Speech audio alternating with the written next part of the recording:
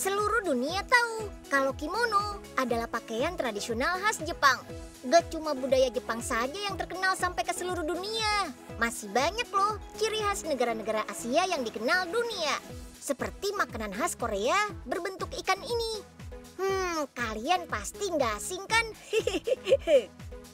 Atraksi ayam tangkap di Thailand ini juga sudah masuk di berbagai media dunia loh. Nah, kalau sepeda motor India ini cocok banget deh buat yang pengen kayak Dilan. Semuanya ada di episode Amazing Asia.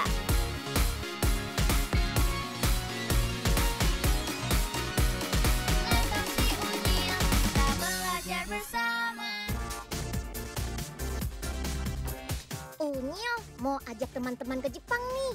Unyil mau pleasure ke kota Hita yang ada di prefektur Oita. Salah satu komoditas yang menjadi ciri khas dan incaran para wisatawan adalah produk sandal kayu yang disebut geta oleh orang Jepang. Buat yang masih bingung, geta dipakai saat memakai kimono atau yukata. Dan alas kaki ini sudah dipakai orang Jepang sejak zaman Yayoi atau sekitar tahun 300 sebelum Masehi. Geta biasanya dibuat dengan ketinggian 4-5 cm. Fungsinya supaya kain kimono nggak kotor terkena tanah waktu berjalan. Nyuh. Dari tadi Melanie lihat di sini banyak yang jual sendal lucu, tapi dibuat dari kayu. Itu bakyo bukannya, Nyuh? Bukan bakyak Mel namanya. Orang Jepang sebut sendal kayu itu namanya geta. Nah, geta ini alas kaki waktu pakai kimono atau yukata. Oh, gitu. Melanie kira bakyo juga namanya. Melanie pengen beli Nyuh. Anterin yuk, Nyuh. Wah, kebetulan di sini ada salah satu toko sendal geta yang kita bisa sekalian lihat cara bikinnya juga. Wah, kita ke sana aja deh, Nyuh. Penasaran, pengen tahu gimana cara bikinnya. Come on, Nyuh. Jenis kayu yang dipakai untuk membuat sendal adalah Japanese cedar atau pohon cemara. Ada juga yang dari kayu hinoki, Mel. Alasannya sih karena kayu itu paling mudah dibentuk. Semua jenis kayu itu asalnya dari daerah Hita sini, alias lokalan punya, Mel. Soalnya kan di sini masih gampang ditemukan hutan dan pepohonan. Itu kayunya lagi diapain, Nyuh? Itu tahap pertamanya, Mel. Jadi kayunya diserut pakai mesin hingga berbentuk lengkungan kayak gini. Nah, bagian yang melengkung lah yang menjadi bagian sisi atas sendalnya nanti. Wah, kayunya lagi dibor tuh, Nyuh. Iya, betul, Mel. Pengeboran pertama itu untuk membentuk motif bergaris dan sebuah lekukan. Nantinya bagian ini yang bakal dipasang solnya, Mel. Kalau bor yang kedua ini fungsinya untuk memotong pola sisi kayu supaya bentuknya lebih mengikuti lekukan kaki. Nyuh, berarti di sini prosesnya udah mulai pakai mesin modern semua ya? Kalau sekarang sih iya, Mel. Soalnya kan seiring perkembangan zaman, mau nggak mau peralatan juga harus di-upgrade, Mel. Dan pekerjaan jadi lebih efektif juga cepat selesai juga. Apalagi kan di sini kalau produksi bisa sampai ribuan pasang. Terus ada juga pesanan dari tahun lalu yang saat ini masih dikerjakan. Ya semacam waiting list gitu deh, Mel. Wih, berarti geta buatan di sini udah populer banget ya, Nyuh? Bisa dibilang gitu juga sih, Mel. Ya udah, mendingan kita lanjut lagi yuk ke proses selanjutnya. Nih, setelah terbentuk, bagian kayu yang masih kasar dibakar. Soalnya sisa serbuk kayu ini selain buat sendal jadi nggak rapi, juga bisa melukai tangan pengrajinnya. Nah, habis dibakar, lanjut deh ke pembolongan untuk tempat pemasangan tali penjepit sendalnya. Kalau yang ini Melanie tahu, Nyuh. Lagi diamplas kan? Jadi permukaan sandalnya bakal halus. Nyuh, bahan yang dipakai jadi tali penjepit sandalnya dari apa ya? Oh, kalau yang itu sih dari bahan kimono, Mel. Terus geta yang sudah diberi sol bawahnya.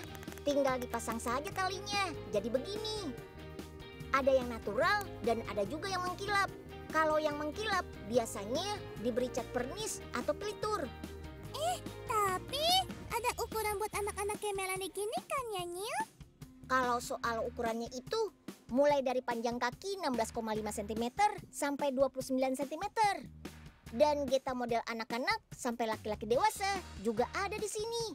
Jadi siapa saja bisa berburu Geta di sini. Iya, betul, Nyil. Kayaknya nggak bakalan nyesel ya, soalnya modalnya banyak. Iya, bener banget Mel. Soalnya workshop ini jadi salah satu yang masih bertahan sejak abad ke-19. Keren kan? Makanya sebagai generasi muda harus mulai bisa mencintai, plus ikut melestarikan nilai budaya yang diwariskan dari nenek moyang. Betul, Nyil. Harus benar-benar dijaga. Jangan sampai budaya itu jadi makin langka, terus akhirnya malah hilang.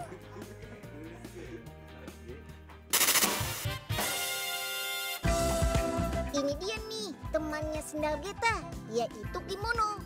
Sebagai pakaian tradisional Jepang, bentuk kimono juga mengalami perubahan. Sekarang kimono berbentuk seperti huruf T, mirip seperti mantel berlengan panjang dan berkerah. Panjang kimono dibuat hingga ke pergelangan kaki. Ya, meskipun namanya sama-sama kimono, ada perbedaan antara kimono pria dan wanita.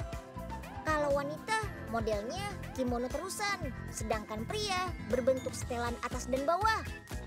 Nah, baru deh benang mulai disiapkan dan disusun di tahap warping. Istilah warp atau benang lusi adalah proses penyusunan benang hingga lurus secara vertikal. Proses ini membutuhkan sekitar 3.000 sampai paling banyak 8.000 helai benang lusi. Dan kalau sudah digulung, baru deh benangnya bisa dipasang di alat tenun ini. Nah, tahap ini namanya handloom yang menggunakan mesin tenun jaguar atau alat tenun mekanik.